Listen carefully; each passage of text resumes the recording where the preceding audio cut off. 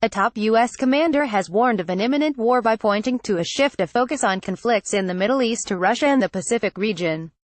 General Robert Neller, the commander of the U.S. Marine Corps stationed in Norway, announced the impending war on Thursday and called on his troops to be ready for redeployment as the U.S. presence in the region would be expanded.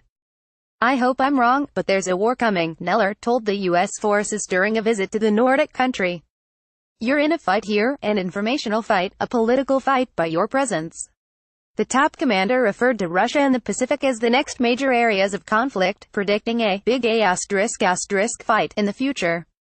"I think probably the intended focus is not on the Middle East," Neller said, when asked by a Marine about where the force saw itself fighting in the future. "The focus is more on the Pacific and Russia." U.S. Marines disembark after landing on January 16, 2017 in Stordal, Norway. Photo by AFP. While the Marine Corps commander admitted that the U.S. troops would remain in the Middle East for some time to come, he pointed to a slight pullback from that region and a reorientation toward Russia and the Pacific. "Just remember why you're here," he added. "They're just like you, they you.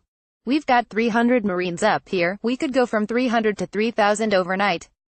We could raise the bar." The comments were made amid tensions between Russia and NATO allies, with Moscow warning Oslo that the presence of American troops could hurt relations after the Nordic country decided to host a new unit of U.S. soldiers through the end of 2018. The deployment will strain already tense relations with Russia, as it goes against a vow made by Norway not to allow the deployment of foreign combat forces on its soil unless the country was under the threat of attack or for military drills. Russia and NATO have had strained ties since conflict erupted in eastern Ukraine some 3 years ago. More than 10,000 have been killed in the war in Ukraine's industrial east, where the Kiev government is fighting pro-Russia forces. Russia has long been wary of NATO's expansion eastward, toward Russia's western borders. NATO has deployed around 4,000 troops, consisting of 4 battle groups, to Estonia, Lithuania, Latvia, and Poland in recent years. This handout photo taken on November 12, 2017 and provided by the South Korean Defense Ministry in Seoul shows USS Nimitz L, USS Ronald Reagan C, and USS Theodore Roosevelt R conducting operations with South Korea's destroyers during a joint naval drill in the waters east of South Korea.